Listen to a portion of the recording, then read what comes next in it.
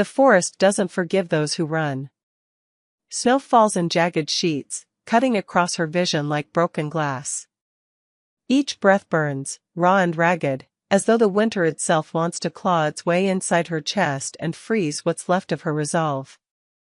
The trees are skeletal sentinels, their branches twisted and dark against a sky that refuses to offer even a sliver of moonlight. She stumbles, catches herself against rough bark that tears at her palms, and keeps moving. Because stopping means dying. And she can't die. Not yet. Not with the life growing inside her, fragile and fierce, a secret she never asked for but would kill to protect. Her name is Marin. And 3 nights ago, she became the most hunted woman in the kingdom. The bond had snapped into place without warning, violent and absolute, linking her to the one man she could never belong to. The Alpha King. Draven. His name alone could command armies, bend rival packs to their knees, make grown wolves lower their eyes in submission. But when the bond flared between them, white-hot and undeniable, it hadn't felt like destiny. It had felt like a noose tightening around her throat. Because she knew what no one else did. She knew what her bloodline carried. What her child would become. And she knew that staying meant watching everything burn. So she ran. Blood stains the snow behind her, not all of it hers. The guards at the eastern gate hadn't expected her to fight back. They'd assumed she was fragile, broken, easy to contain. They were wrong. The silver flame had erupted from her hands before she could stop it, ancient and furious, scorching through flesh and bone with a heat that left nothing but ash. She'd killed them. Not because she wanted to. Because she had to. Because the alternative was being dragged back to the palace, locked away, and forced to birth a child that would either crown a king or obliterate an entire bloodline. The prophecy had been clear. The child of the cursed blood will bring salvation or ruin. And Marin had spent her entire life being told she was the curse. Her legs tremble with exhaustion, muscles screaming for rest she can't afford. The bitter wind howls through the trees, carrying with it the distant sound of howls. His wolves. His hunters. They're close now, closer than they were an hour ago. She can feel the pull of the bond even from here, a constant ache beneath her ribs, as though her body is betraying her with every heartbeat. It wants to return to him. To Draven. To the male whose scent still clings to her skin like smoke and cedarwood, whose voice had whispered her name in the darkness as though it were a prayer. But love isn't enough to save them. Not when the cost is everyone else. She presses a hand to her stomach, feeling the faint flutter of life beneath her palm. Too early for movement, she knows, but she swears she can sense it anyway, the pulse of something wild and impossibly strong. Her child. His child. A truth that could shatter kingdoms if anyone discovered it. Because no one knows she's pregnant. Not even Draven. And if the gods are merciful, he never will. Behind her, branches snap. Her heart lurches into her throat. She spins, silver flame sparking instinctively at her fingertips, casting eerie shadows across the snow. But there's nothing. Just the dark. Just the cold. Just the weight of 1,000 eyes she can't see but knows are watching. The forest itself feels alive tonight, hostile and aware, as though it's judging her for the choices she's made. For the blood she's spilled. For the life she's carrying that was never supposed to exist. Foolish girl. The voice comes from everywhere and nowhere, a whisper carried on the wind, ancient and mocking. She freezes. Her breath mists in the air, hanging there like a ghost. She knows that voice. Every wolf knows that voice. The old mother. The keeper of prophecies. The one who cursed her bloodline centuries ago and has watched every generation since burn beneath the weight of it. You think running will save him? Marin's jaw clenches. She forces herself to keep moving, to ignore the voice that seems to seep from the very earth beneath her feet. But it follows. You think distance will break what fate has woven? Her hands shake. Not from cold. From rage. From grief. From the unbearable weight of knowing that no matter how far she runs, the truth will follow. That Draven will follow. Because he doesn't know yet. He doesn't understand that finding her means losing everything. That the moment he lays eyes on her again, the countdown begins. The prophecy will unfold. The child will be born. And one of them, her, him, or the baby, will die. The snow beneath her feet begins to glow. Faintly at first. Then brighter. Silver light bleeds through the packed ice, tracing symbols she recognizes from forbidden texts. Warnings. Wards. The kind of magic that predates kingdoms, that was carved into the bones of the world when wolves first learned to walk on two legs and speak with human tongues. She's crossed into sacred ground. Outlawed territory. The kind of place where packs go to die or to be reborn. And she has nowhere else to go. Her knees buckle. She catches herself against a stone pillar she hadn't noticed before, smooth and ancient, covered in runes that pulse with the same silver light as her flame. Her vision blurs. Exhaustion crashes over her in waves, dragging her down, pulling her under. She can't remember the last time she ate. Slept. Felt anything other than fear and the relentless drive to survive. But survival isn't enough anymore. She needs a plan. A way to sever the bond before Draven finds her. A way to ensure the child lives even if she doesn't. A way to rewrite a prophecy that has already carved her fate into stone. And then, from the darkness, she hears it. A hell. Not distant. Not searching. Right behind her. She turns, heart hammering, silver flame roaring to life in both hands. And there, stepping through the trees with eyes like molten gold and a presence that makes the very air feel heavier, is a wolf. No. Not a wolf. A male. Tall. Broad. Scarred. His gaze locks onto hers with an intensity that steals the breath from her lungs. He's not one of Draven's. He's something worse. You're the one they're hunting, he says, voice low and rough, like gravel scraped across steel. The one who burned the Eastern Gate and fled with the Alpha King's secrets. Maren doesn't lower her hands. I didn't steal anything. His mouth curves into something that might be a smile if it weren't so cold. Then why does he want you dead? She doesn't answer. Because the truth is worse than any lie she could tell. Because admitting she's carrying Draven's child to a stranger would be signing both their death warrants. The male steps closer. The runes on the pillar behind her flare brighter, reacting to his presence. He notices. His eyes narrow. You're bleeding his power, he says quietly. Dangerously. The bond. It's fresh. Her pulse stutters. He knows. Who are you? She demands, voice steadier than she feels. He tilts his head, studying her the way a predator studies prey. Someone who can help you disappear. Or someone who can drag you back to him in chains. He pauses. Your choice. Maren's breath comes faster. Her mind races. Trust him or fight him. Run or stand. Live or die. But before she can answer, another howl splits the night. Closer. Louder. And this time, she knows exactly who it belongs to. Draven. The male's expression shifts. Something darker. Something resigned. Too late, he murmurs. He's here. And Maren realizes, with a cold certainty that settles deep in her bones, that running was never going to be enough.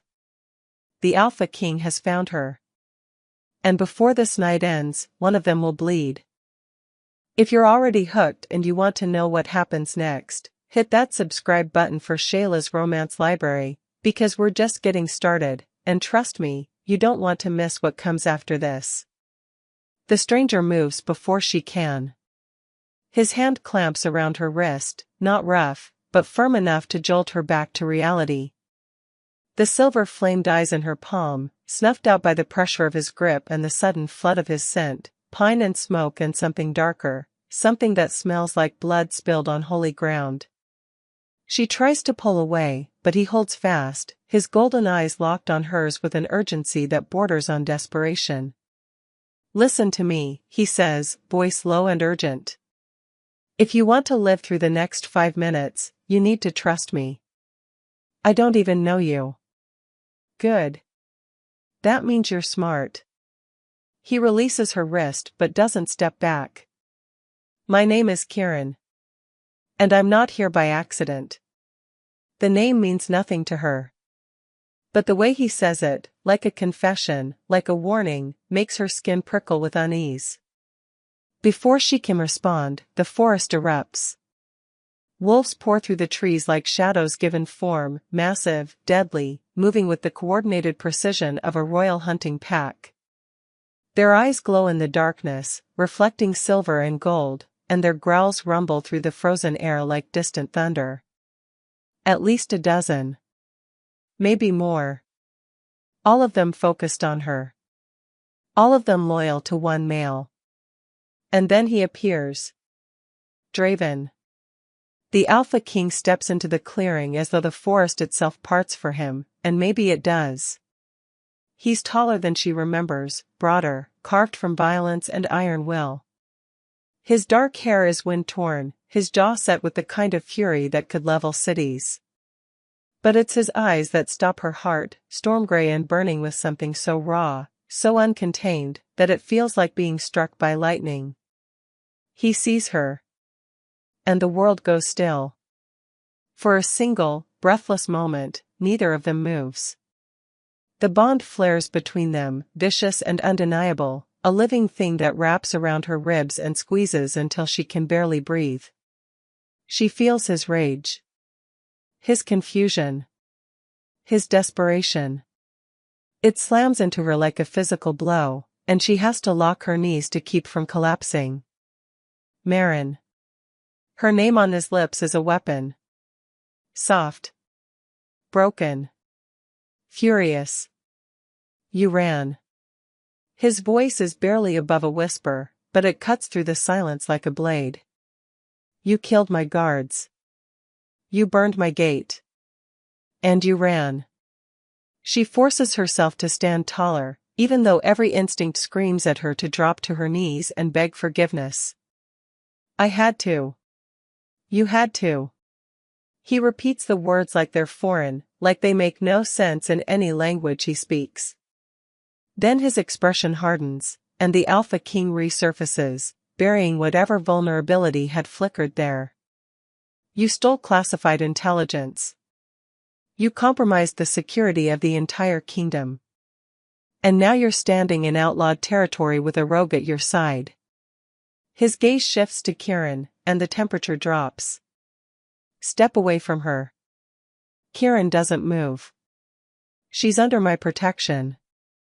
The wolves surrounding them snarl in unison, a wall of teeth and fury ready to tear him apart at a single command. But Kieran doesn't flinch.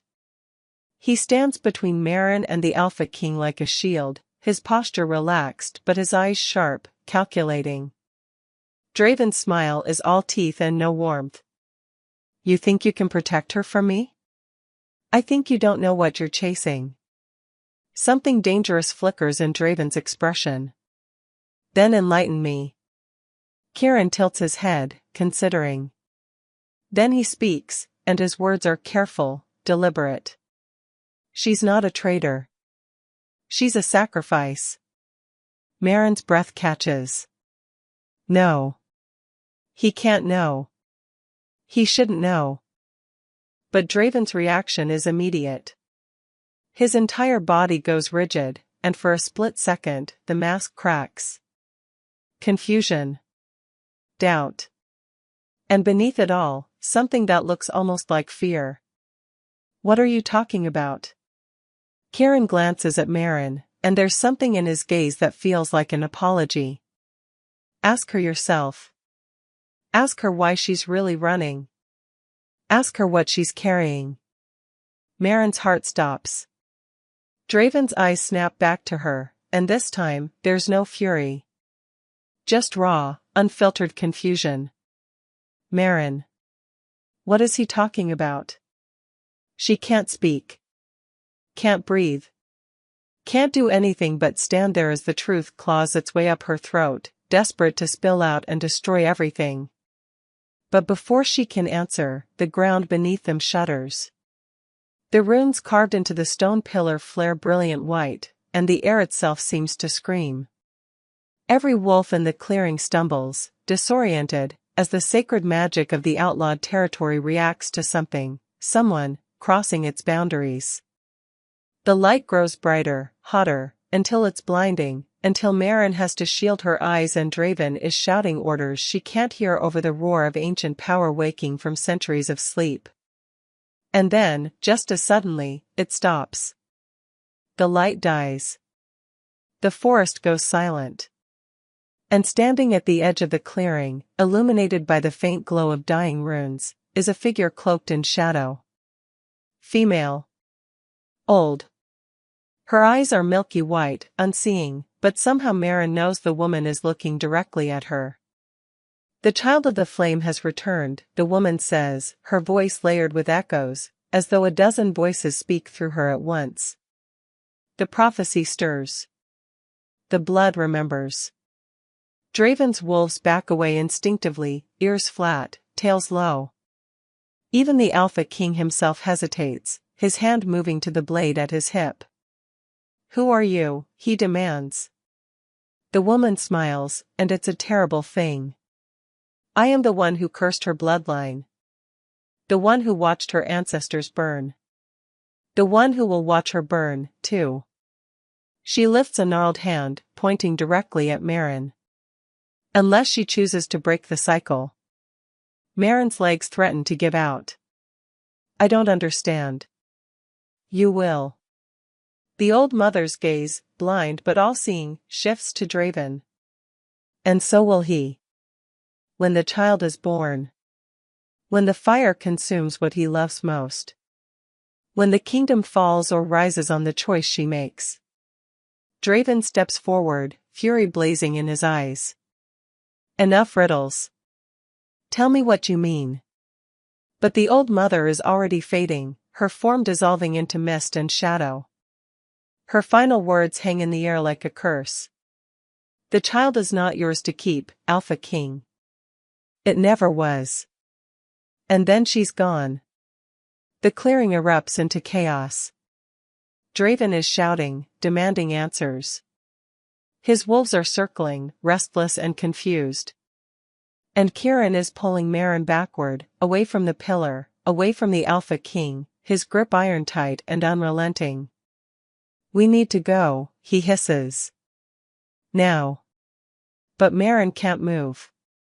Can't think. Because Draven is staring at her now, and the look on his face is something she's never seen before. Realization. Horror. And beneath it all, a desperate, aching hope. Marin. His voice cracks. Are you pregnant? The question hangs between them like a blade. And she knows, in that moment, that there's no going back. No more running. No more lies. She meets his eyes, and the bond between them pulses with the weight of the truth she's about to speak. Yes. The word shatters him. She sees it happen in real time, the way his expression crumbles, the way his hands shake, the way he takes a step toward her as though drawn by something he can't control. And for the first time since the bond snapped into place, she sees him not as the Alpha King, but as the male who would burn the world to keep her safe. "You're carrying my child," he says, "and it's not a question. It's a vow." "And you ran." "I had to," she whispers. "Draven, you don't understand." "Then make me understand." But before she can answer, Kieran moves. He throws something into the air, a vial, small and glass, and it shatters against the ground between them. Smoke erupts, thick and choking, and suddenly Maren can't see, can't breathe, can't do anything but feel Kieran's arm around her waist as he drags her backward into the trees. Draven's roar tears through the night. "Maren!" But she's already gone. And as Kieran pulls her deeper into the forest, away from the Alpha King and the truth she can't escape, Maren realizes something terrible. Running was supposed to save them. But all it's done is set the prophecy in motion. And now, there's no stopping what comes next. The smoke clears miles later, but the weight on Maren's chest never lifts. Kieran doesn't stop moving until they've crossed 3 streams and passed through a grove of trees so ancient their roots have twisted into knots that look almost like words, warnings carved by nature itself. When he finally releases her, she stumbles, catching herself against a moss-covered boulder. Her lungs burn. Her legs shake. And somewhere deep in her chest, the bond screams, furious and wounded, begging her to turn back. She doesn't. "We can't stay here long," Kieran says, scanning the darkness with the practiced efficiency of someone who's spent a lifetime evading hunters. "He'll track your scent." The bond makes it easier for him. Maren presses a hand to her stomach, feeling the faint flutter of life that no one else can sense yet. "I know." Kieran's eyes drop to where her hand rests, and something complicated crosses his face. Not judgment. Not pity. Something closer to understanding. "How far along?" 6 weeks.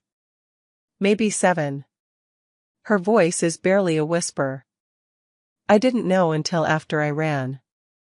That's a lie. She'd known the moment the bond snapped into place.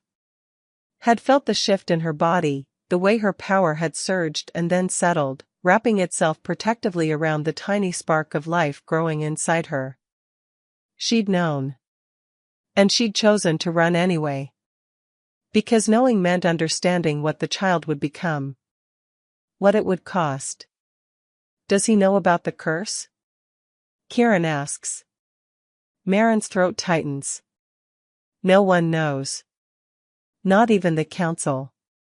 My family made sure of that." "Your family?" Kieran's expression darkens. "The ones who cast you out." She flinches. The memory rises unbidden, sharp and cruel, the night her pack elders had stood in a circle around her, their faces carved from stone, their voices cold and absolute. She'd been 16. Barely old enough to shift. But old enough to bleed silver flame when she'd tried to defend herself against a rival pack's attack. Old enough to be deemed too dangerous to live among them. Cursed blood, they'd called her. Abomination. Child of the ruined line. They hadn't killed her. That would have been mercy. Instead, they'd marked her, burned the sigil of the Forsaken into her left shoulder blade, and cast her into exile. Told her she could never return. Never bond. Never bear children. Because any child born of her bloodline would carry the same curse, amplified, unstoppable. The prophecy had been clear. A child of the cursed blood will rise with power enough to crown a king or end a kingdom. Fire will answer to their call. And in their wake, only ash or glory will remain. For years, she'd believed them. Had carved out a life on the fringes of society, moving from territory to territory, never staying long enough to form attachments. Never letting anyone close enough to see the scars on her back or the silver flame that flickered beneath her skin when her emotions ran too high. And then Draven had found her. Not the Alpha King. Not yet. Just Draven. A male traveling through neutral territory, investigating reports of rogue attacks near the border. She'd been hired as a tracker, anonymous, efficient, forgettable. But he'd noticed her anyway. Had watched her with those storm-gray eyes that seemed to see straight through every wall she'd built. And when the rogues had ambushed them, when she'd been forced to unleash her power to save his life, he hadn't recoiled in horror. He'd smiled. Finally, he'd said, as though he'd been waiting his entire life to meet someone like her. Someone who burns. The bond had snapped into place 3 months later. Violent. Undeniable. Absolute. And Maren had felt her entire world collapse. Because bonding with the Alpha King meant bearing his heir. And bearing his heir meant fulfilling the prophecy. And fulfilling the prophecy meant choosing between saving the kingdom or saving the child. There was no third option. There never had been.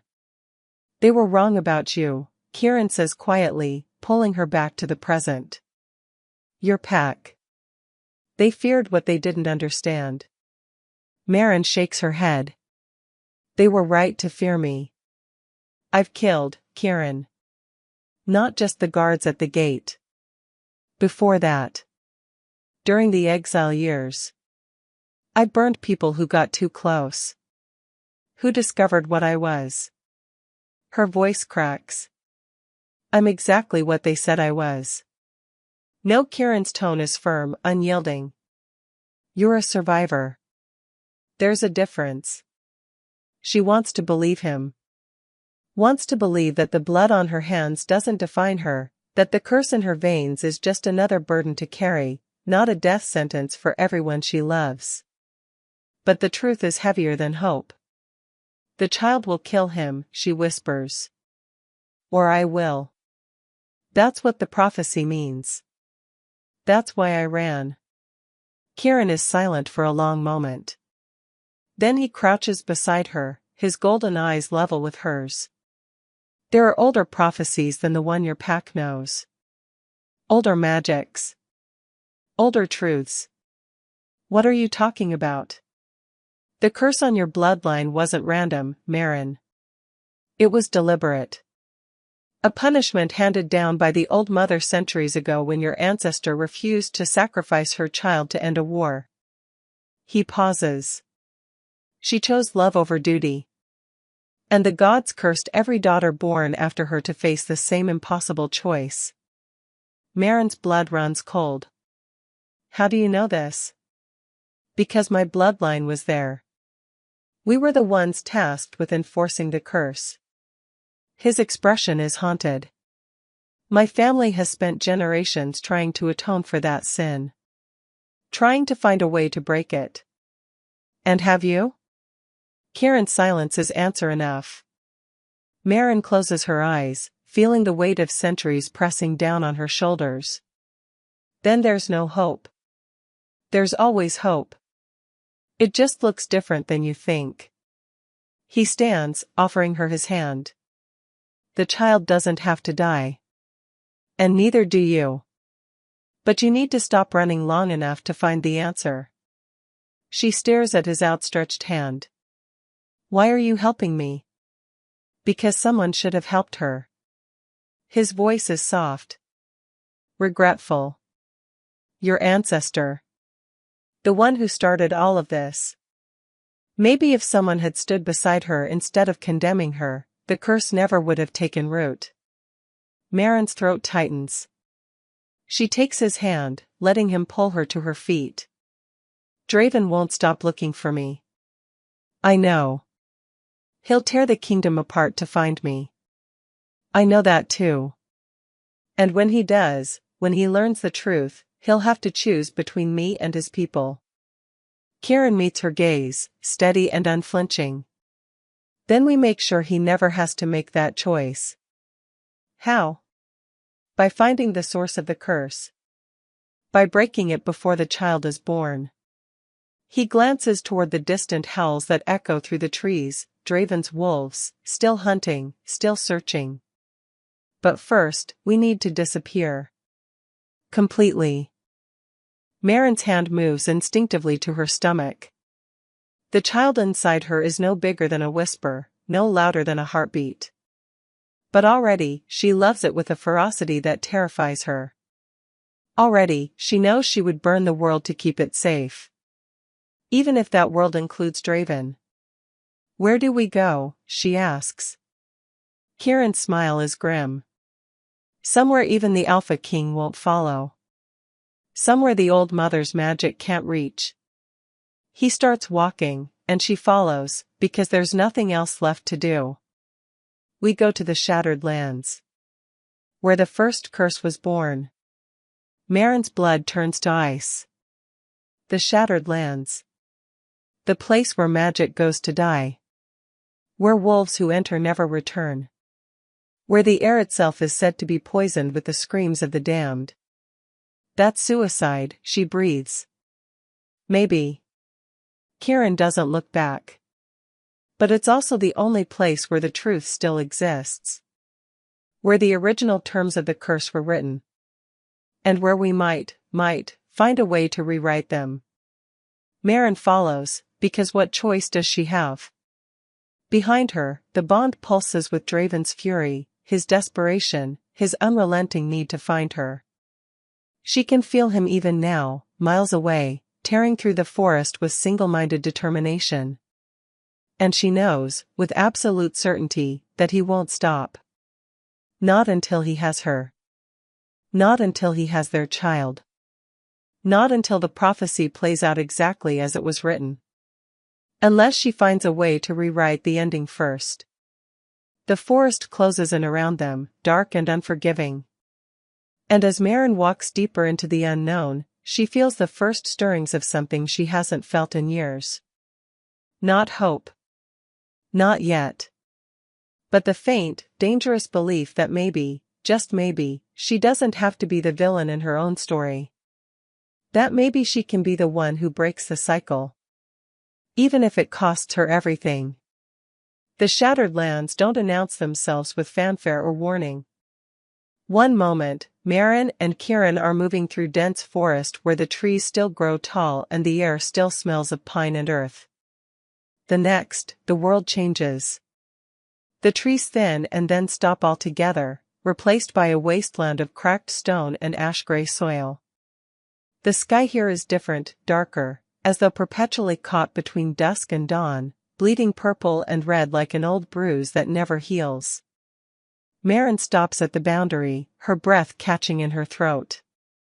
This is it? She asks, though she already knows the answer. Can feel it in the way her skin prickles, in the way the silver flame beneath her flesh recoils as though trying to retreat deeper into her bones. Kieran nods, his expression grim. The place where the first blood was spilled. Where the old mother made her bargain with forces older than wolf kind. He glances at her. Are you sure you want to do this? Once we cross, there's no guarantee we'll come back. Marin's hand moves to her stomach, a gesture that's becoming habit. I don't have a choice.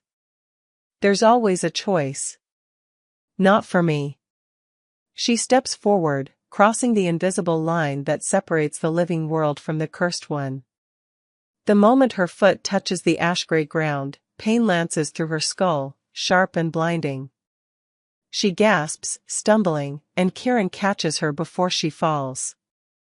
Breathe, he says urgently. The land is testing you. Reading your bloodline. It knows what you are. The pain intensifies, spreading from her head down through her spine, into her chest, wrapping around her ribs like iron bands. And then, visions. They slam into her consciousness with the force of an avalanche. She sees a woman standing in a field of burning wheat, her belly swollen with child, her hands raised toward a sky that bleeds fire. Wolves surround her, dozens of them, snarling, circling, ready to tear her apart. And standing at the front of the pack is a male with eyes like molten gold and a crown of bone and ash. You will give us the child, he commands. Or we will take it from your corpse.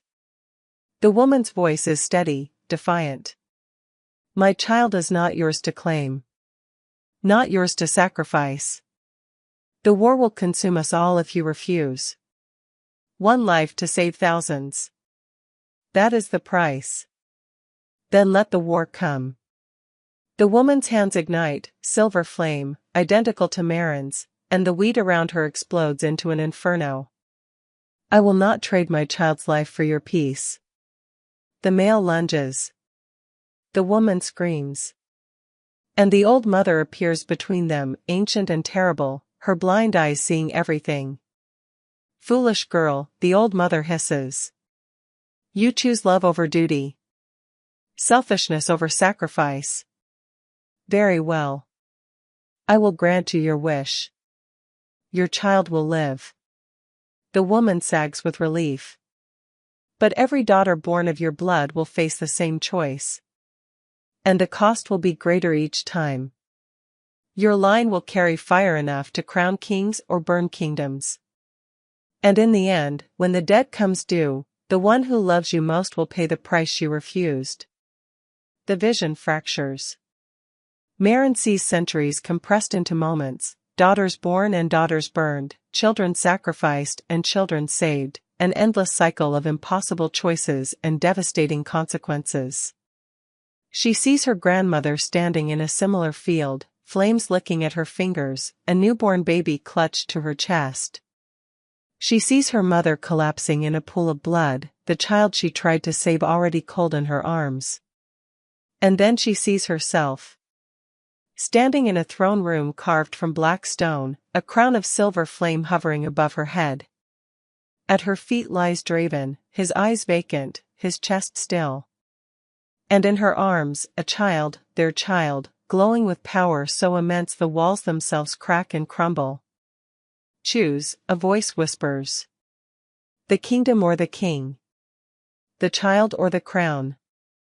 You cannot have both. Marin screams.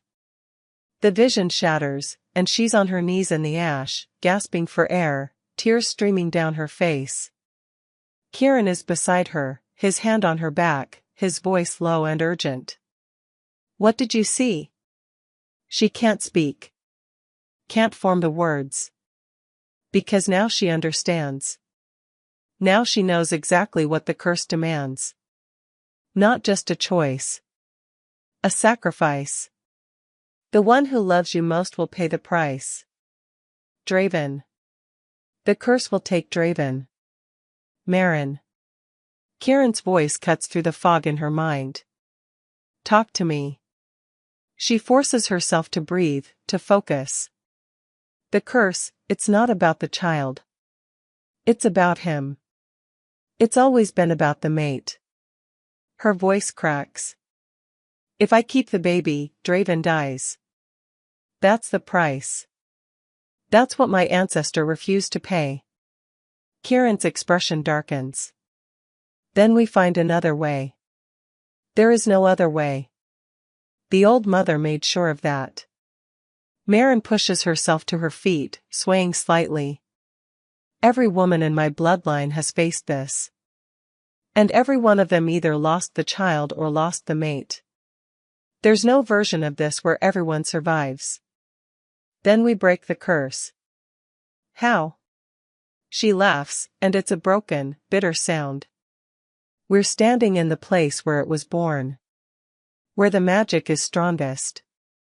If there was a way to break it, someone would have found it by now. Kieran is silent for a moment. Then he points toward the horizon, where the broken land gives way to a structure, massive and ancient, half swallowed by the earth. The altar of first oaths.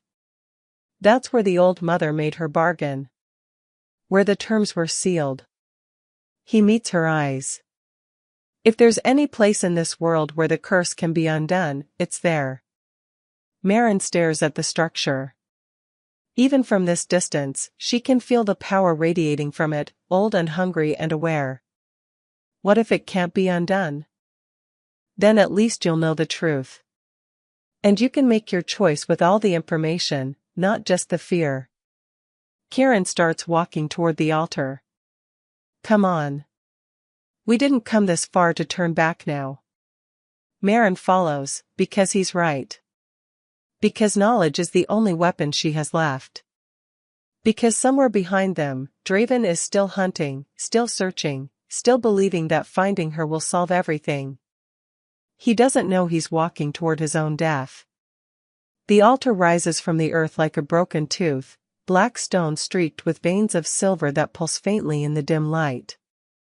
The air around it hums with power, and as they approach, Maren feels the silver flame inside her respond, eager, hungry, drawn to something it recognizes. The structure is massive, easily 3 stories tall, with walls carved in symbols that shift and move when she's not looking directly at them. At its center is a stone platform stained dark with centuries of blood. And standing before it, as though she's been waiting for them, is the old mother. "You came," the old woman says, her blind eyes fixed unerringly on Maren. "Faster than the others. Braver, perhaps. Or more desperate." Maren's hands clench into fists. "I want to break the curse." The old mother laughs, and it's a sound like wind through a graveyard. "Of course you do. They all do. Your grandmother stood where you stand now, begging for the same mercy. Your mother, too. And before them, dozens of others, all carrying the same cursed blood, all demanding I undo what their ancestor wrought." "She had no choice," Maren says, voice shaking with rage. "You gave her an impossible choice. I gave her exactly what she asked for. Her child lived. She should have been grateful. You destroyed her entire bloodline." Now the old mother steps closer, her presence oppressive, suffocating. "She destroyed it. By choosing selfishness over sacrifice. By valuing one life over thousands. The curse is not my punishment, it is hers. Passed down through the generations so that every daughter remembers what happens when you place love above duty." Maren feels the silver flame roaring beneath her skin, begging to be released. "Then tell me how to end it." The old mother tilts her head, considering. "There is a way. There has always been a way." Hope flares in Maren's chest, desperate and painful. "But it requires the same choice your ancestor refused." The old woman's smile is cruel.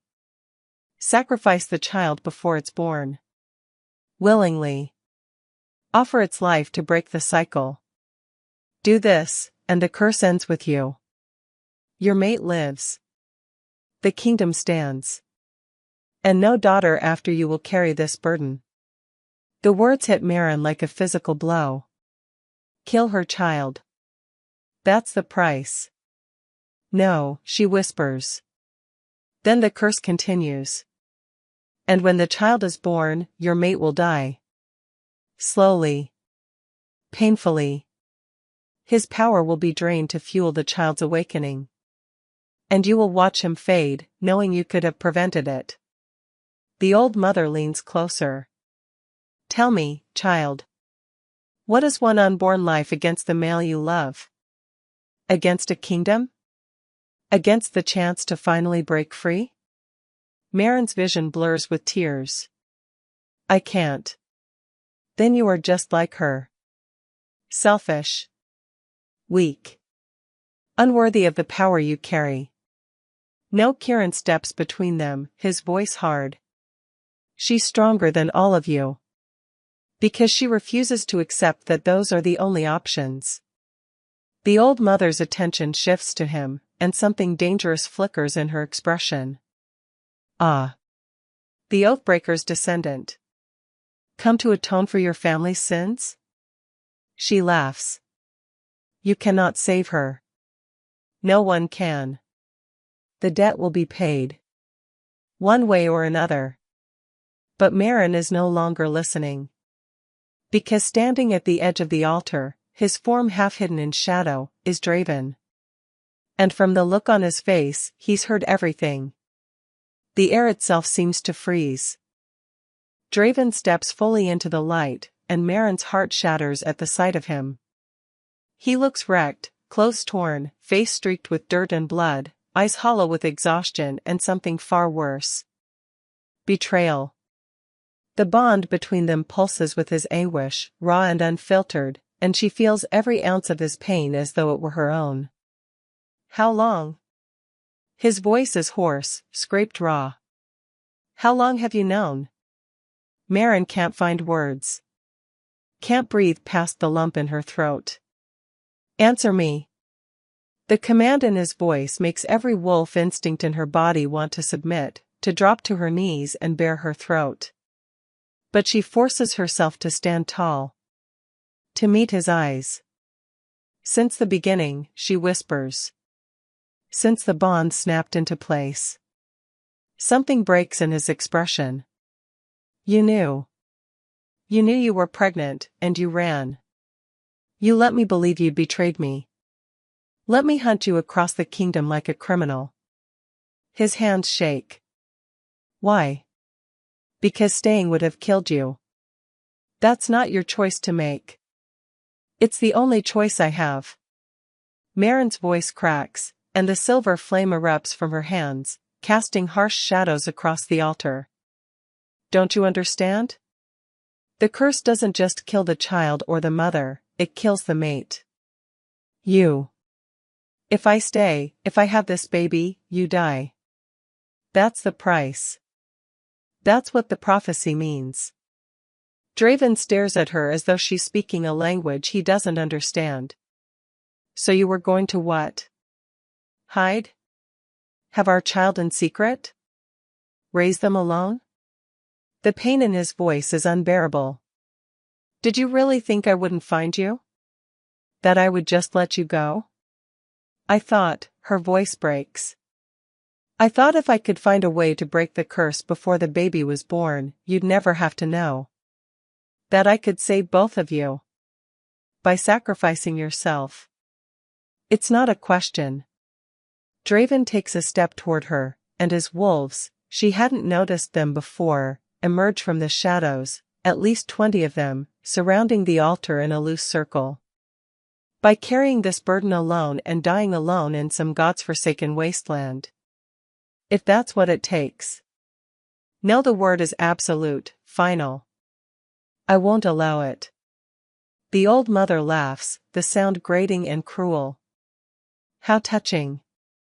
The Alpha King thinks he can defy prophecy with declarations of love. She turns to Draven, her blind eyes somehow seeing straight through him. You cannot save her, boy. The debt will be paid. The only question is who pays it. Draven's gaze doesn't leave Maren's face. Then I'll pay it. Take me instead of her. Instead of the child. No. Maren lunges forward, but Kieran catches her, holding her back. Draven, don't. The curse doesn't work that way, the old mother interrupts, her voice almost bored. The terms are set. The child's power must be fueled by the mate's life force. It's not a negotiation. It's a consequence. Then change the terms. The old woman's expression shifts, something almost like curiosity flickering across her face. Change them? You think it's that simple? I think every curse has a loophole. Every prophecy has a way out. Draven's voice is steady now, controlled, the Alpha King emerging through the grief. You said the original debt was about sacrifice. About choosing duty over love. Fine. I choose duty. I choose the kingdom. I choose to give my life so they both survive. Draven, no, Maren struggling against Kieran's grip, silver flame flickering wildly. You can't do this. Watch me. But before anyone can move, the ground beneath them begins to tremble. The symbols carved into the altar flare bright, and the air fills with a sound like thunder rolling through mountains. The old mother's expression shifts from curiosity to something closer to alarm. She raises her hands, muttering words in a language older than pack law, older than kingdoms. Someone else is coming, Kieran says, his voice tight. Someone powerful. The trembling intensifies, and then the earth at the far edge of the altar cracks open. Wolves pour through, not dravens, not any pack Maren recognizes. These are larger, wilder, their eyes glowing red instead of gold or silver. And leading them is a female unlike any Maren has ever seen. She's tall, wrapped in leather armor that looks like it's been forged from shadow itself. Her hair is white as bone, her skin marked with scars that form patterns, runes, Maren realizes. Ancient magic carved directly into flesh. And her eyes, gods, her eyes are the same milky white as the old mother's, but burning with an inner fire that makes the air around her shimmer. Talia, the old mother breathes, and for the first time, there's genuine fear in her voice. The female, Talia, smiles, and it's a predator's expression. Hello, mother. Mother. The word hangs in the air like a blade. Draven moves instantly, positioning himself between the newcomers and Maren. His wolves shift, forming a protective barrier, but Maren can feel his uncertainty through the bond. He doesn't know who this is. Doesn't know if she's ally or enemy. Talia's gaze sweeps across the altar, taking in the scene with calculated precision. When her eyes land on Maren, they linger, and something like recognition flickers there. So, she says slowly. Another daughter of the cursed line. How many does that make now, mother? How many have you forced to stand here and choose between love and survival? This is not your concern, the old mother snaps. Leave. Now. I don't think so. Talia walks forward, her wolves moving with her, and the air itself seems to part in her wake. See, I've spent the last century searching for a way to undo what you did to my sister. And I think I've finally found it.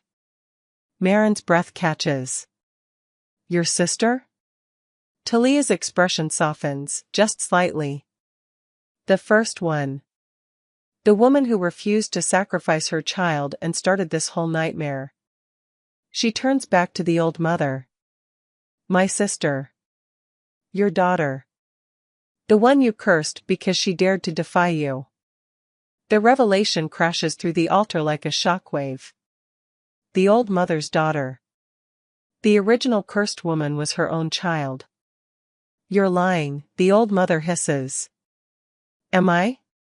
Talia's smile is sharp. Tell them, mother. Tell them why you really cursed the bloodline. It wasn't about duty or sacrifice. It was about control. About punishing your daughter for choosing a mate you didn't approve of. For choosing love over your ambitions. The old mother's hands curl into claws. Silence. Now Talia's voice rises, powerful and unwavering. I've been silent for centuries. Watching you torture generation after generation of my sister's descendants.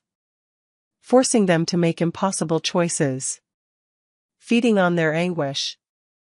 She turns to Maren. But it ends now. Because I know what she didn't tell you. Maren's heart pounds. What? The curse can be broken. Not by sacrifice. Not by death. Talia steps closer, her eyes burning with intensity. But by completing the bond. By fully accepting the mate tie instead of running from it. By allowing the child to be born with both parents alive and united. That's impossible, the old mother snarls. The prophecy. The prophecy is a lie. Talia's voice echoes across the wasteland. You wrote it to ensure no daughter in my sister's line would ever trust their mate enough to bond completely. Because if they did, the curse would have no power. The child would be born with balanced magic, not destructive, not consuming. Just powerful. Maren feels dizzy. You're saying if Draven and I complete the bond, the curse breaks. The child lives. You both live. Talia's expression hardens. But you have to trust him. Completely. No more running. No more secrets. The bond has to be absolute. She's lying, the old mother says, but her voice wavers. Don't listen to her. She's trying to trick you into destroying yourselves. Maren looks at Draven. Through the bond, she can feel everything, his confusion, his desperate hope, his unwavering determination to protect her no matter the cost. And beneath it all, something she's been too afraid to acknowledge. Love. Raw, absolute, unshakable love. If we're wrong, she starts. Then we die together, Draven finishes. He extends his hand toward her. But I'd rather die fighting for us than live knowing I let you face this alone. The old mother screams, a sound of pure rage, and the altar erupts with dark magic. Shadows coil around them like serpents, and the wolves, both Draven's and Talia's, howl in unified challenge. You will not defy me, the old mother shrieks. I will not allow. Talia moves faster than thought. Silver flame, identical to Maren's, explodes from her hands, slamming into the old mother and driving her back. Run, she shouts to Maren and Draven. Get out of the shattered lands. Complete the bond before she recovers. It's the only way. Draven doesn't hesitate. He grabs Maren's hand, and together they run. Behind them, the altar collapses in a cascade of stone and fire. Talia's voice rises in an ancient chant, holding the old mother at bay. The wolves clash, violence erupting as two packs collide in a battle that shakes the very earth. But Maren and Draven don't look back. They run toward the boundary, toward the living world, toward the possibility that maybe, just maybe, they can rewrite an ending that's been written for centuries. The bond between them pulses with every step, growing stronger, brighter, pulling them together with a force that feels like destiny finally aligning. And in Maren's womb, the child stirs, sensing the shift, the change, the hope that's taken root where only fear had lived before. Stop. Section 5, complete. Awaiting your command to continue. #6, deepening connection, trust me or leave. They don't stop running until the shattered lands are miles behind them, until the air no longer tastes of ash and ancient magic, until the trees grow thick and living again. When Draven finally slows, pulling Maren into a sheltered grove where moonlight filters through the canopy in silver threads, they're both gasping for breath.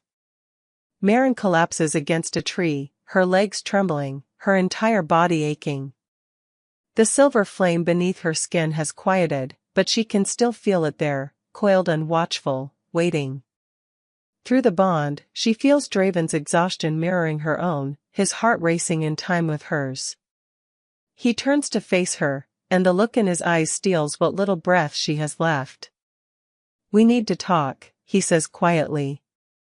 No more running. No more secrets. Just the truth. Maren nods, because he's right. Because they've come too far, sacrificed too much, to keep pretending they can survive this alone. She slides down the tree trunk until she's sitting on the forest floor, and after a moment, Draven joins her. Close enough that their shoulders nearly touch, but not quite. As though he's giving her space to choose. I'm sorry, she says, and the words feel inadequate, too small for the weight of what she's put him through. For running. For not telling you about the baby. For letting you believe I'd betrayed you. I understand why you did it. His voice is rough, scraped raw. I don't agree with it. But I understand. He's silent for a moment, staring at his hands. When the bond snapped into place, I felt complete for the first time in my life. Like every broken piece of me had finally found its match. And then you were gone, and it felt like dying. Every day you were missing, every trail that went cold, it was torture. Maren's throat tightens. I felt it too. The bond. It hurt to leave. It still hurts. Then why did you? Because I love you. The confession tumbles out before she can stop it, raw and honest and terrifying. Because the thought of watching you die, of being the reason you die, was worse than any pain I could endure. I thought if I could just find a way to break the curse before the baby was born, we could all survive. That I could protect you without you ever knowing you needed protection. Draven's eyes close briefly, and when they open again, they're bright with unshed tears. You can't protect me from fate by destroying yourself, Marin. That's not how this works. We're bonded. What hurts you, hurts me. What threatens you, threatens me. He reaches out slowly, giving her time to pull away, and takes her hand. His palm is warm, calloused, steady. We face this together or not at all. But if Talia was wrong, if completing the bond doesn't break the curse, then we die together. And our child knows, even for a brief moment, that they were loved by both their parents. His grip tightens. I've been Alpha King for 8 years, Marin. I've made 1,000 impossible decisions. Sacrificed pieces of myself for the good of the kingdom over and over again. But this? You? I won't sacrifice this. I won't sacrifice us. Something breaks open in Marin's chest, a wall she spent years building, crumbling under the weight of his words. What if I'm not strong enough? What if the curse takes you anyway and it's my fault? Then it's my choice. My risk to take. Draven shifts closer, bringing their joined hands up to rest over his heart. You've been carrying this alone for too long. Let me help you carry it. That's what mates do. Marin looks at their intertwined fingers, at the way his thumb brushes absently over her knuckles, and feels something shift inside her. Not the bond, though that pulses warm and steady between them, but something deeper. Trust. The kind she's never allowed herself to feel before. I'm scared, she whispers. So am I. His admission is barely audible. Terrified, actually. But I'm more scared of losing you. Of never knowing our child. Of living in a world where I didn't fight for this with everything I have. They sit in silence for a long moment, the forest alive around them with night sounds, crickets, distant owl calls, the rustle of wind through leaves. It's peaceful here, so far removed from the chaos of the shattered lands that it almost feels like a different world. A safer one. Tell me about your past, Marin says suddenly. Your real past. Not the stories the kingdom tells, but the truth. Draven's expression shifts, surprise flickering across his features. Why? Because if we're going to complete the bond, if we're going to trust each other completely, I need to know who you really are. Not the Alpha King. You. He's quiet for so long she thinks he might refuse. But then he speaks, his voice low and distant, as though he's pulling memories from some deep, hidden place. I wasn't supposed to be king, he begins. I had an older brother. Torin. He was everything a crown prince should be, strong, charismatic, beloved by the people. I was the spare. The shadow. The one no one paid attention to. His jaw tightens. When I was 17, there was an attack. Rogues, we thought. They came in the night, slaughtered half the palace guard, and killed my parents and brother in their sleep. Marin's breath catches. I'm so sorry. I survived because I wasn't in the palace that night. I'd snuck out to meet a girl, stupid, reckless, the kind of thing kids do when they think they're invincible. His voice goes hollow. When I came back and found them dead, I wanted to die too. Felt like I should have. Like the gods made a mistake letting me live when they took everyone who mattered. That's not true. Isn't it? He finally looks at her, and the pain in his eyes is ancient. I became king at 17. Traumatized. angry, completely unprepared. And for years, I threw myself into being the kind of ruler my brother would have been. I made myself cold, calculated, untouchable. Because feeling anything meant remembering what I'd lost. What changed? A ghost of a smile touches his lips. You. The first time I saw you in that neutral territory, tracking those rogues, you were fierce and careful and completely self-contained. You didn't look at me like I was the Alpha King. You looked at me like I was just another wolf who might get in your way. He shakes his head. It was the first time in years someone didn't treat me like a title. And when you saved my life, when you let me see your power, the silver flame you'd been hiding, I felt something I thought I'd buried. Hope. The possibility that maybe I could be more than just the crown. Marin's vision blurs with tears. I almost ran that night.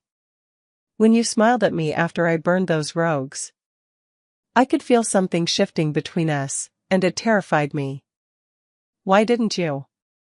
Because you looked at me like I was something worth knowing. Not something to fear. She swipes at her eyes, frustrated with the emotion threatening to overwhelm her. No one had looked at me like that since my pack cast me out.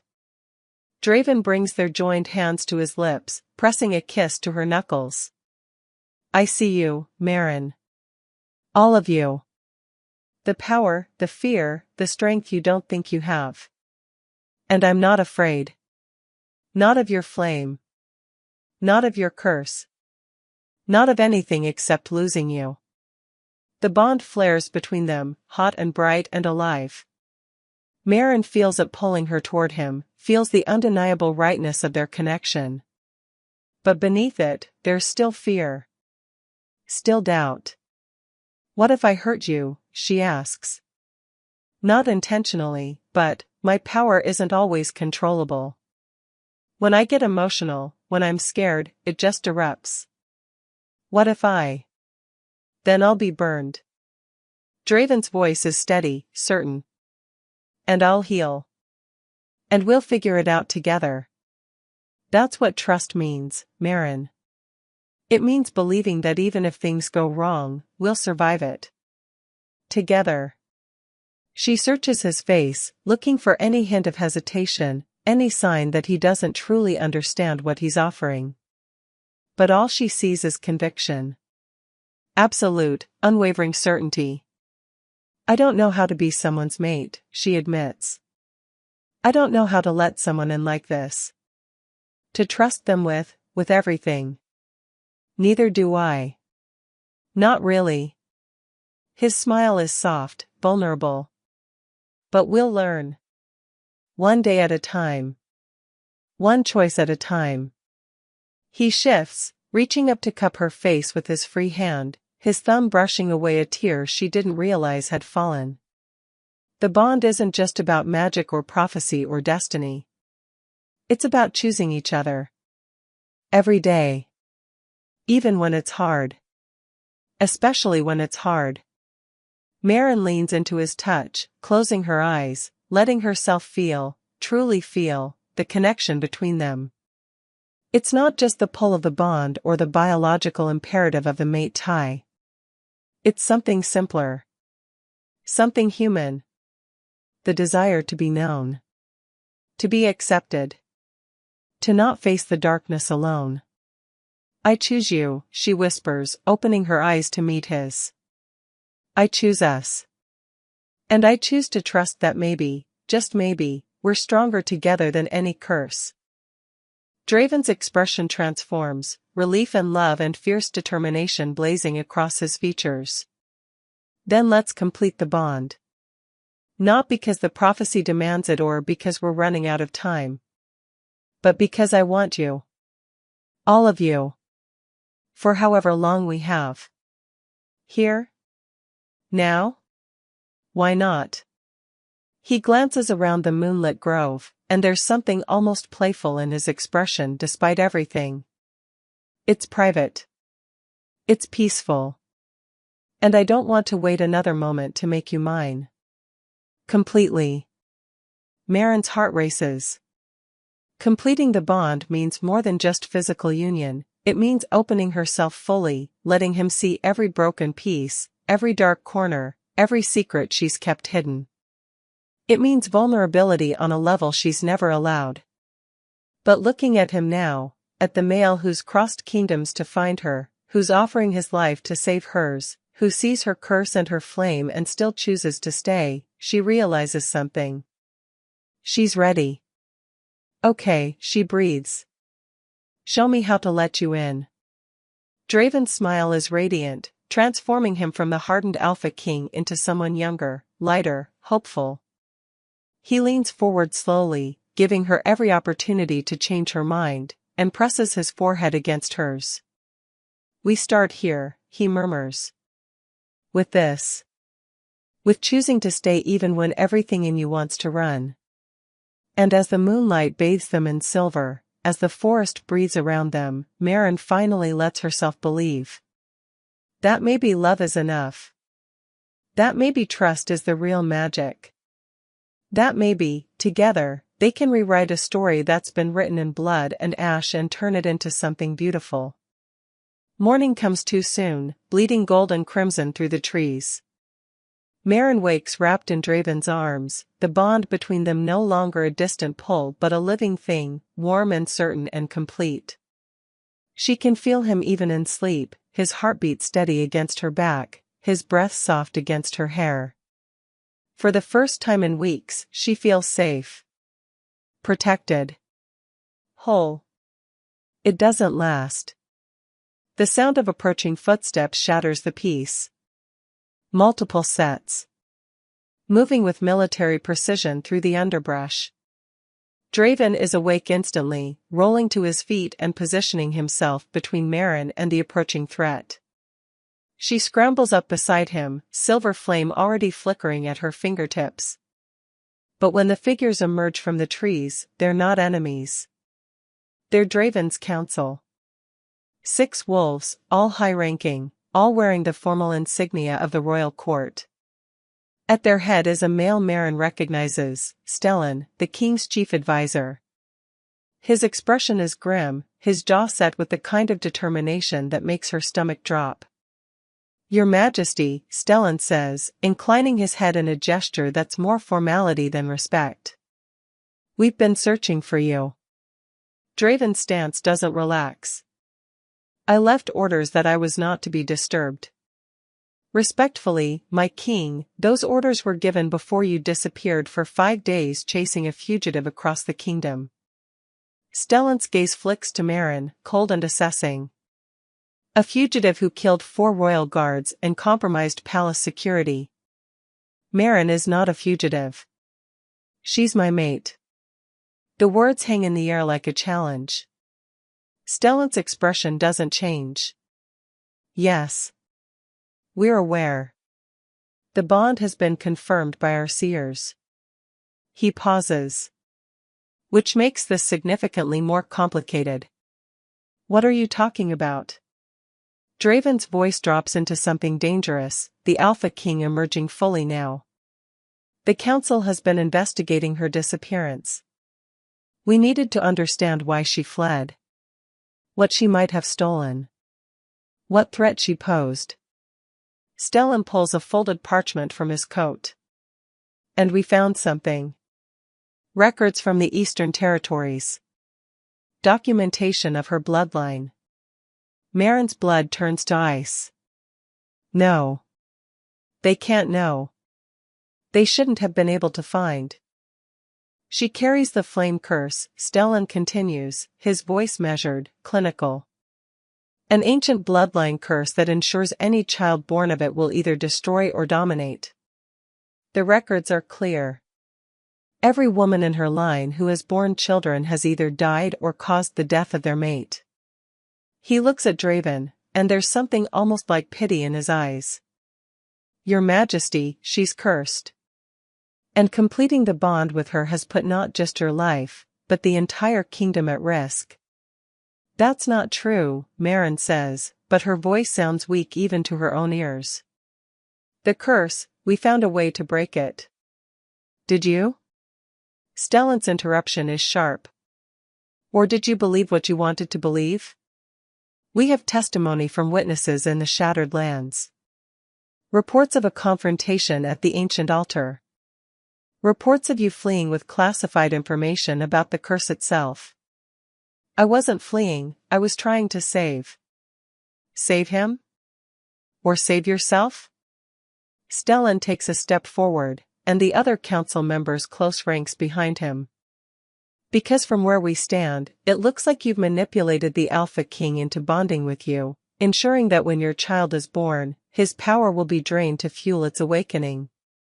Just like the prophecy states. That's a lie. Draven's voice cracks like thunder. You have no right. We have every right. We are the council. We exist to protect the crown even from itself. Stellan's expression hardens. The kingdom cannot afford to lose another king. Not after what happened to your family.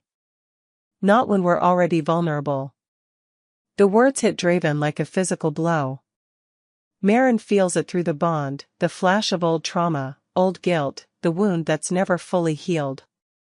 This is different, Draven says, but there's uncertainty creeping into his voice now.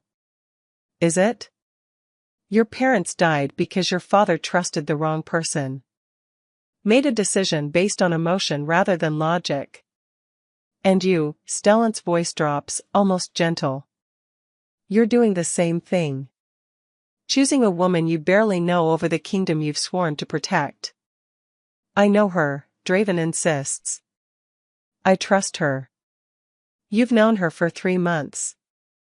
And she spent most of that time lying to you. Stellan turns to Merrin, his eyes cold. Tell him. Tell him how long you've known about the pregnancy. About the curse. About what completing the bond would do. Merrin's throat closes.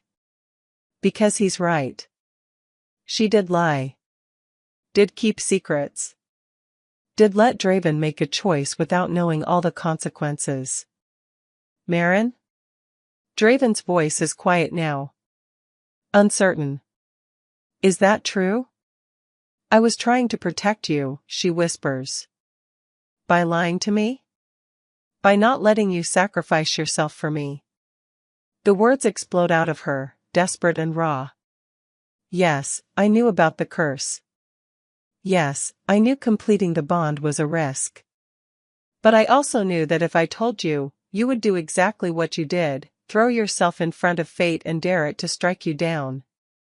And I couldn't, I can't watch you die for me. So instead you made the choice for both of us. Draven's expression is unreadable now, the bond between them flickering with confusion and hurt. You decided I didn't deserve to know the truth. That's not, Merrin reaches for him, but he steps back. The small movement shatters something in her chest. Draven, please. I was going to tell you. I was trying to find a way to break the curse first so you wouldn't have to. But you didn't find a way, did you? Stellan interrupts. You found a desperate theory from a stranger in the Shattered Lands. Talia, a woman whose existence cannot be verified, whose claims cannot be proven. And based on that, you convinced the Alpha King to complete a bond that could kill him. She was telling the truth. I felt it. The curse, when we bonded, something changed. Or you felt what you wanted to feel. Stellan's voice is relentless now, each word a hammer blow. Hope is a powerful drug, girl. It makes us see patterns where there are none. Believe in miracles when all the evidence points to tragedy. Merrin looks at Draven, searching his face for any sign that he still believes in her. Still trusts her. But all she sees is doubt. Raw, bleeding doubt that the bond amplifies until she can barely breathe. Your Majesty, one of the other council members speaks up, a female with silver-streaked hair and sharp eyes. We've consulted with every seer in the kingdom. They all say the same thing. If the child is born, you will die. The prophecy is absolute. There are no loopholes. No exceptions. Then what would you have me do? Draven's voice is hollow. Kill my own child? Sever the bond with my mate? We would have you choose the kingdom, Stellan says quietly. As your father did. As every king before you has done when faced with an impossible choice. Personal happiness cannot come before the survival of thousands. The words echo through the grove, heavy with history and expectation. And Meryn watches as Draven's shoulders straighten, as the vulnerability from last night is buried beneath layers of duty and responsibility. She's losing him. Can feel him pulling away through the bond, building walls between them even as his heart breaks. There has to be another way, Draven says, but he sounds like he's trying to convince himself. There isn't. Stellan steps closer, his voice almost kind now. I'm sorry, my king. But the council has already made its decision. For the safety of the kingdom, she must be taken into custody. The pregnancy must be terminated before it advances further. It's the only way to ensure your survival. Meryn's world tilts. Terminated. They want to kill her baby. No, the word rips from her throat as silver flame explodes from her hands, brighter and fiercer than she's ever summoned. You will not touch my child. The council members fall back, hands reaching for weapons. But it's Draven's reaction that destroys her. He doesn't move. Doesn't defend her. Just stands there, frozen, torn between duty and love, between kingdom and mate. Draven. Her voice breaks on his name. Please. Don't let them do this. He looks at her, and the anguish in his eyes is unbearable. I don't know what to believe anymore, Meryn. You lied to me. About the pregnancy. About the curse. About the risks. How do I know this? He gestures at the flame still flickering around her. Isn't just another manipulation? Another way to control me? The accusation hits harder than any physical blow. You think I would do that? Use our child to manipulate you? I don't know what you would do. His voice cracks. Because I don't actually know you. Not really. I know what you've shown me. What you've let me see. But every time I think I understand, there's another secret. Another lie. Another revelation that changes everything. Tears stream down Meryn's face. I was trying to save you. You were trying to save yourself the pain of making an impossible choice. So you made it for both of us. Draven turns to Stellan, and the movement feels like a death sentence. Take her into custody. Gently. She's not to be harmed. But she is to be secured until we can determine the best course of action. No. Meryn backs away, silver flame roaring higher. I won't go. I won't let you. Stand down, Meryn. Draven's voice is pure command now, the Alpha King speaking to a subordinate. Don't make this worse. Worse? She laughs, and it's a broken, terrible sound. How could this possibly be worse? You're choosing them over me. Over our child. After everything, after last night. Last night I didn't know you'd been lying to me this entire time. His expression is stone now, impenetrable. Last night I thought we were building something real. But it was just another illusion, wasn't it? Another beautiful lie. The words shatter what's left of Meryn's heart. The council members move forward, circling her with the practiced efficiency of trained soldiers. She could fight them. Could burn them all to ash. But looking at Draven, at the male who was supposed to be her salvation, who's now condemning her to death, she realizes something terrible. Fighting won't save her. Nothing will. Because the real betrayal isn't from the council or the kingdom. It's from the male she trusted with everything. So she does the only thing left to do. She runs. Silver flame erupts in a blinding wave, giving her precious seconds as the council members stumble back. She doesn't look at Draven as she turns and flees into the forest. Doesn't let herself feel the bond screaming in protest as she puts distance between them. Doesn't let herself think about what happens next. She just runs. Because survival is all she has left. And this time, she knows with absolute certainty. No one is coming to save her. 3 days. That's how long Maren survives alone in the wilderness, moving from shadow to shadow, staying one step ahead of the hunting parties she can feel tracking her through the bond. 3 days of hunger and exhaustion and the constant, gnawing ache of betrayal. 3 days of feeling Draven's confusion and regret pulsing through their connection, emotions he can't hide, can't bury, no matter how much he tries.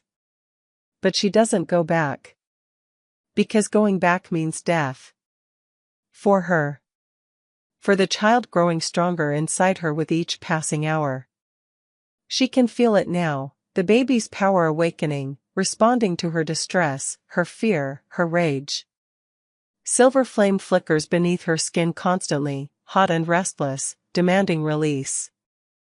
And with it comes something else. Visions. Fragments of memories that aren't hers. Her ancestor standing in the burning wheat field, defiant even as death closed in.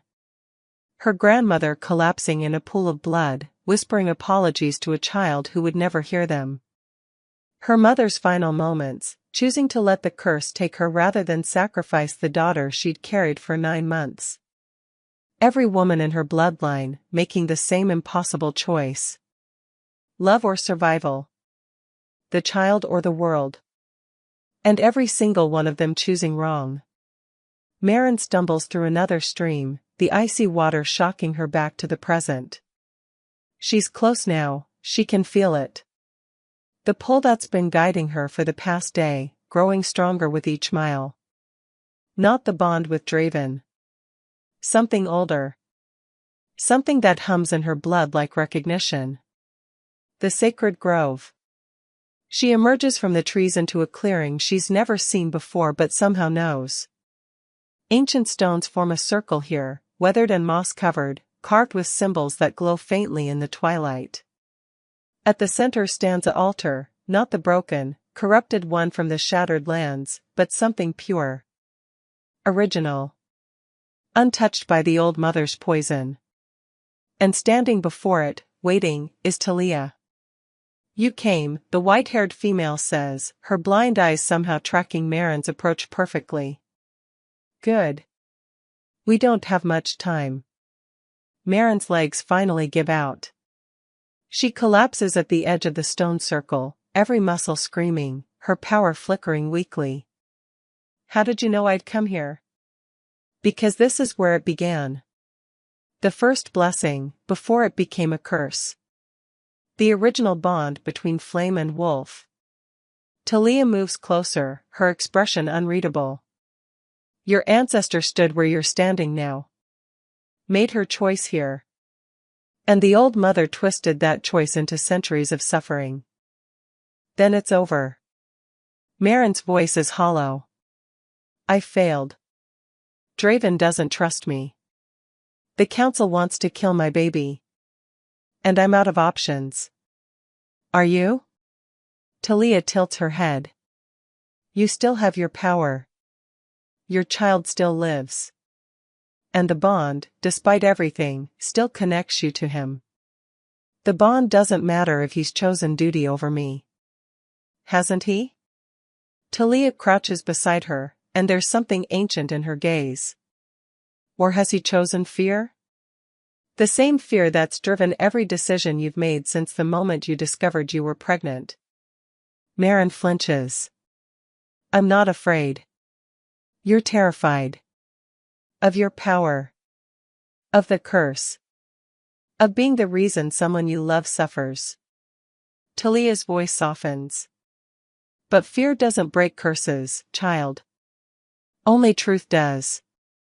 Only the willingness to stand in your full power and refuse to apologize for it. My power kills people.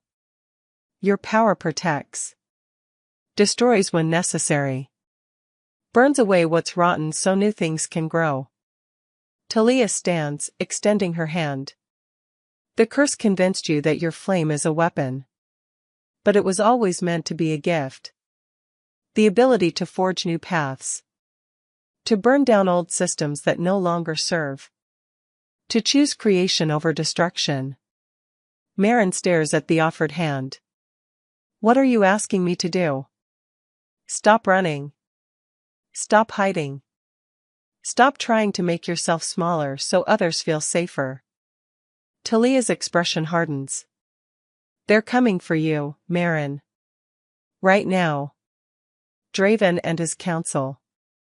They've tracked you here. And in less than an hour, they'll arrive with chains and seers and enough magic to suppress your power completely. Maren's heart pounds. Then I need to run. No, Talia's voice cracks like thunder. You need to stand.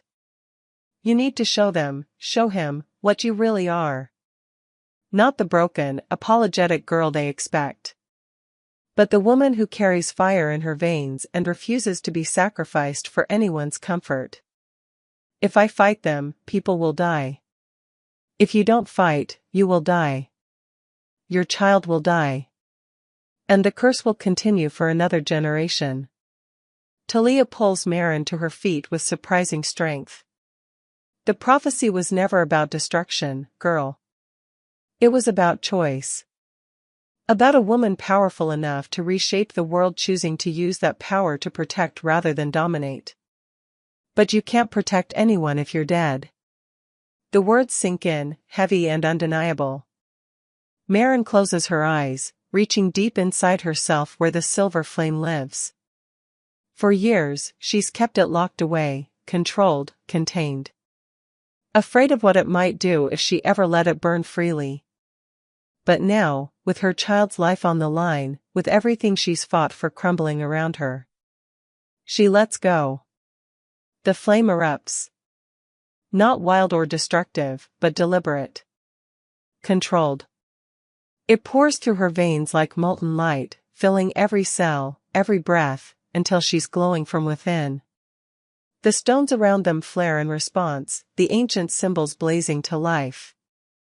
And Maren understands, finally, what they represent. Not warnings. Blessings.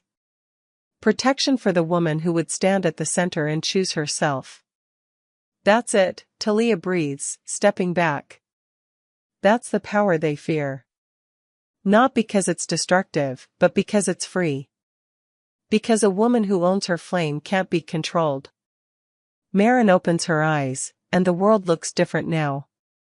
Sharper. Clearer. She can feel the life inside her, bright and strong, no longer fragile but fierce. Can feel the bond with Draven, still there despite everything, pulsing with his approach. And she makes a choice. Not to run. Not to hide. But to stand and let them see exactly what they're trying to destroy. The council arrives first, emerging from the trees with weapons drawn and magic crackling around their hands. Stellan leads them, his expression grim but determined. When he sees Maren standing at the center of the stone circle, glowing with silver flame, he stops. Stand down, he commands. You're surrounded. There's nowhere left to run. I'm not running. Maren's voice echoes through the clearing, amplified by the ancient stones. Not anymore. Then you're choosing to resist arrest. To threaten the kingdom. Stellan signals to the others. Subdue her. Carefully. We need her alive. They move forward as one, magic and steel converging on her position. And Maren burns. Not them. Not yet. But the ground between them erupts in a wall of silver flame, 10 feet high, blazing with heat that makes them stumble backward. It doesn't touch them, she controls it too precisely for that, but it makes her message clear. You will not take me, she says. You will not take my child. And if you try, I will defend myself. With everything I have. You can't win this fight, Stellan shouts over the roar of flame. Even with your power, you're outnumbered. Outmatched. Maybe. But I'll make sure you remember the cost. And then Draven appears. He steps through the line of council members, and the sight of him steals Marin's breath. He looks wrecked, haunted, exhausted, torn apart by the same internal war that's been raging in her. Through the bond, she feels everything. His guilt. His confusion. His desperate, aching need to protect her warring with his duty to protect the kingdom. Marin. His voice cracks on her name. Please. Don't make me do this. Do what? Watch while they kill our child. Stand by while they execute me for the crime of existing? Tears stream down her face, but she doesn't lower the flames. You made your choice, Draven. You chose them. Now I'm choosing me. I was trying to keep you safe. By locking me up? By terminating the pregnancy? That's not safety. That's control. Her voice rises. You say you saw me. You say you weren't afraid. But the first time things got complicated, the first time you had to choose between what you wanted and what they told you to do, you folded. You let them convince you I was the threat. You lied to me. I protected you. The flames surge higher, and several council members cry out in alarm. I made impossible choices with no good options because I loved you too much to watch you die. And yes, I should have told you. Yes, I should have trusted you to make your own choices. But don't stand there and pretend your hands are clean. You knew, the moment you completed the bond, you knew there was risk. But you chose to believe anyway. And the second it got hard, you blamed me for your own hope. The words hang in the air like accusations. Draven's face crumbles. I don't know how to do this. How to be what you need and what they need. How to save everyone. You can't save everyone. Marin's voice softens, just slightly. That's the lesson the curse teaches. You have to choose. And whatever you choose, someone suffers. The question is, can you live with who you sacrifice? Before Draven can answer, the ground beneath them begins to shake. Not an earthquake. Something worse. The old mother rises from the earth itself, her form towering and terrible, no longer frail but massive with accumulated power. Her blind eyes blaze with fury as she surveys the scene. Foolish children, she hisses. Did you think you could defy me? Rewrite what I have written? Talia moves to stand beside Marin, her own silver flame igniting. This ends now, Mother. No more daughters sacrificed.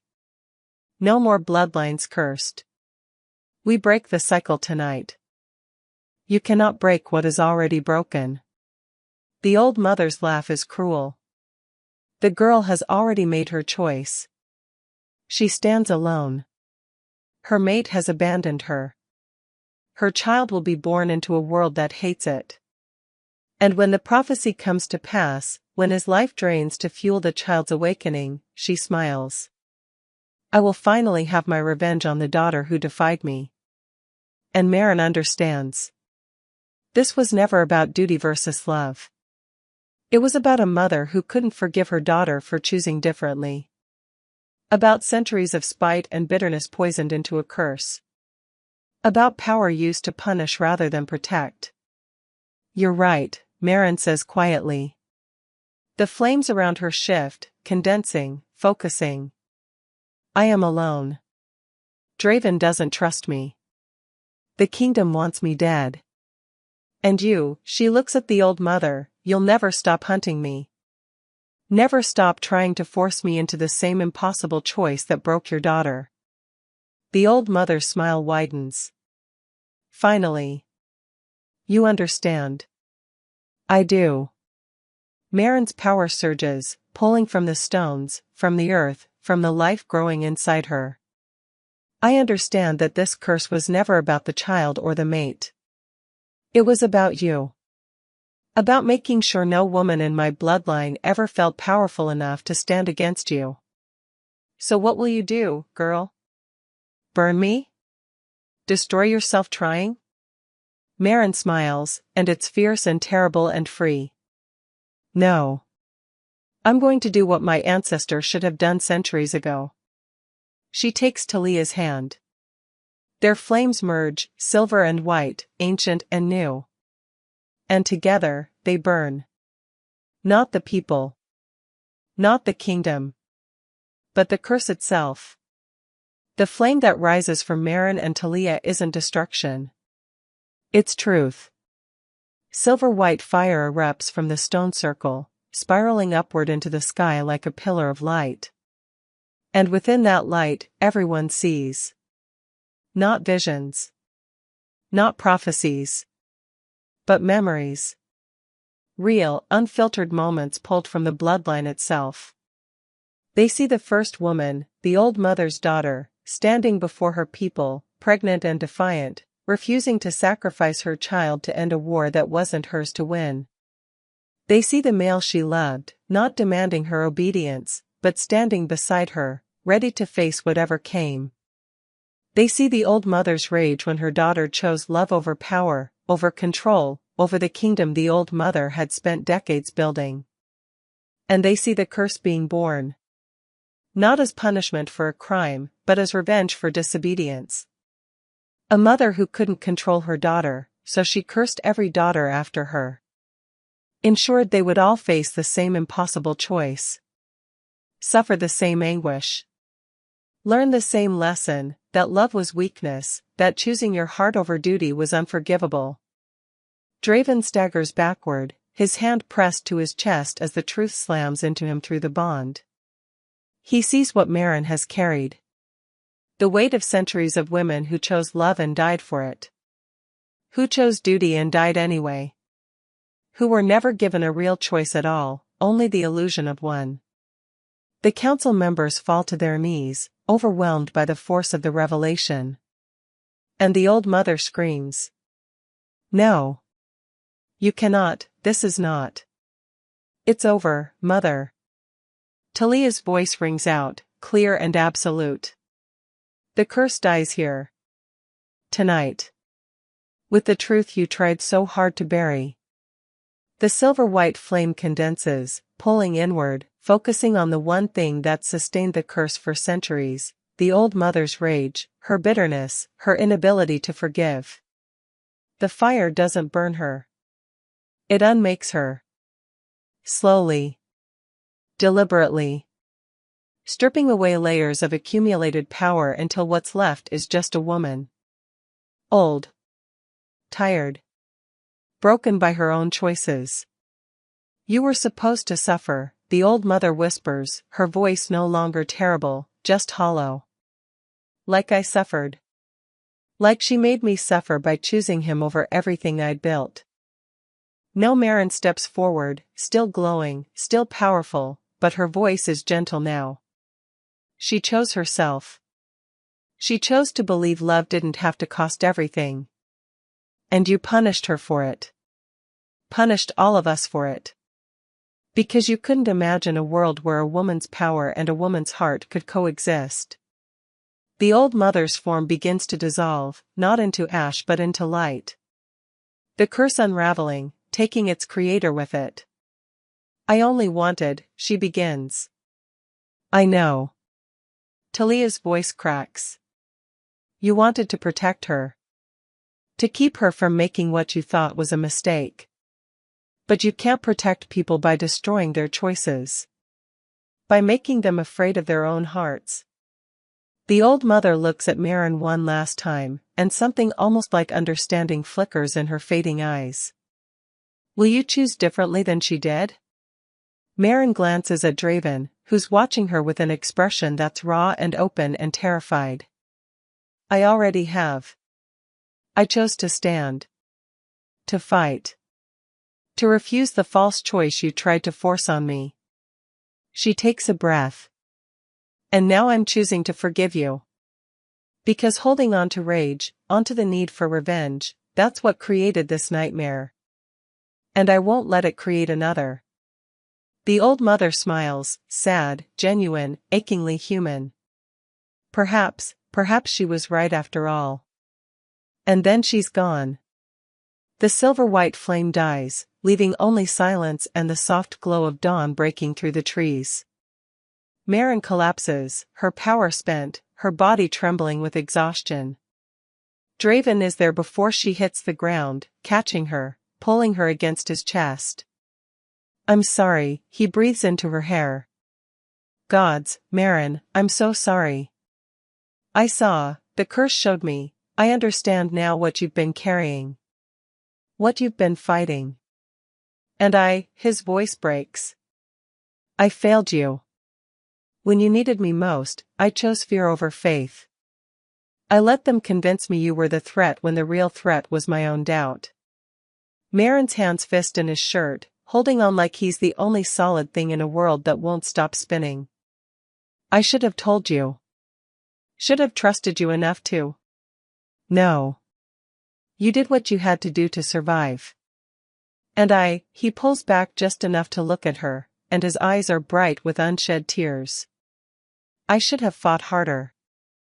Should have told the council to go to hell and stood beside you no matter what they threatened.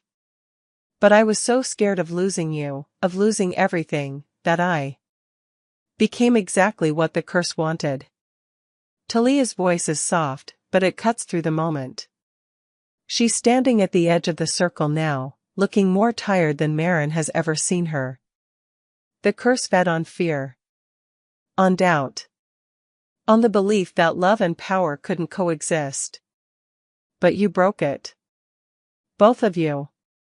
By choosing, even imperfectly, even through all the mistakes, to keep choosing each other. Stellan steps forward, his expression shaken. Your Majesty, the Council, we were wrong. The visions, the truth the curse showed us, he swallows hard. We allowed fear to guide us. Allowed tradition and prophecy to blind us to what was right in front of us. A woman trying to protect the people she loved. A king willing to sacrifice everything for his mate. He drops to one knee. We failed you both. And we beg your forgiveness. The other council members follow suit, kneeling in the dawn light. Draven looks at them, then at Maren. It's not my forgiveness you need. All eyes turn to Maren. She's still weak, still trembling, still processing everything that's happened. But looking at these wolves, these people who wanted to kill her child, who called her a threat, who nearly destroyed everything, she feels something unexpected. Not rage. Pity. Because they were victims of the curse too. Trapped in old patterns, old fears, unable to imagine a different way forward. The curse is broken, she says quietly. That means we all get to choose differently now. To build something new. Something better. She meets Stellan's eyes. I don't forgive you. Not yet. But I'm willing to try. If you're willing to see me as something other than a threat. You have my word, Stellan says. And my life, if you require it as penance. I don't want your life. I want you to do better. To question the next time fear tells you to destroy what you don't understand. Maren lets Draven help her to her feet. And I want my child to grow up in a kingdom that values power and compassion equally. That doesn't force its women to choose between their hearts and their strength. So be it, Stellan says. We will do better. We will be better. Talia steps forward, placing a hand on Maren's shoulder. The curse is gone, but the bloodline's power remains. Your child will be born with fire in their veins. With the ability to reshape the world. And this time, she smiles, there will be no prophecy to bind them. No curse to limit them. Only choice. pure, unfettered choice. Marin's hand moves to her stomach, feeling the steady pulse of life there. Stronger now. Safer. What happens to you now? I return to the shadows. Watch over the bloodline from a distance, as I've always done. Talia's blind eyes somehow convey warmth. But I'm not worried anymore. Because you proved what my sister always believed, that love doesn't make you weak. It makes you brave enough to burn down the world and build a better one in its place. And then she's gone, dissolving into morning mist.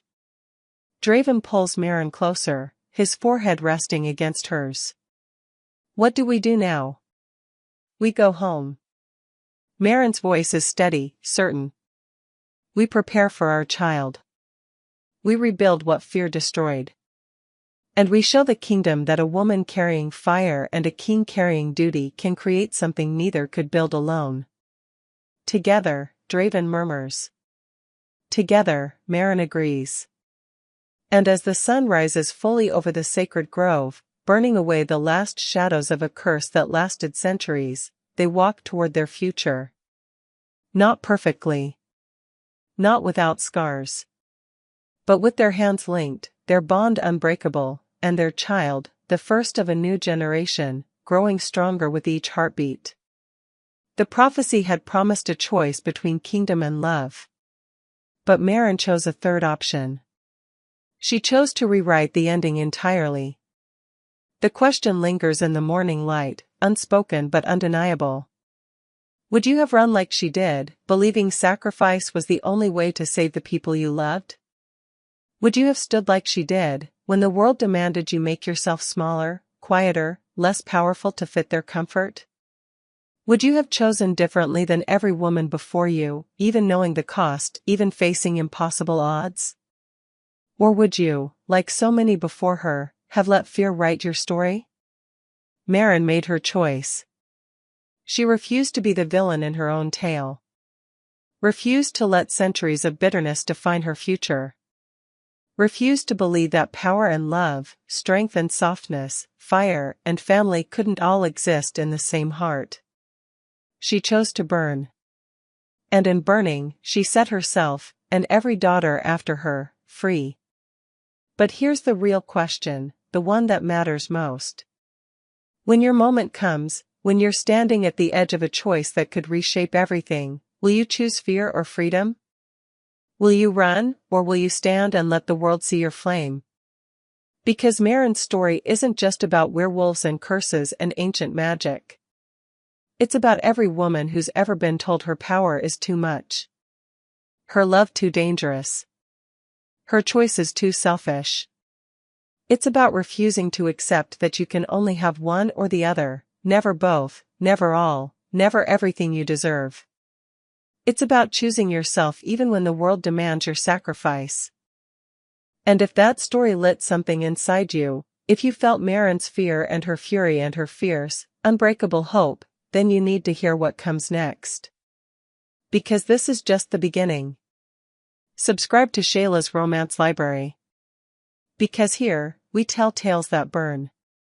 Stories about women who refuse to be tamed, men who love them anyway, and the fire that happens when two powerful souls collide.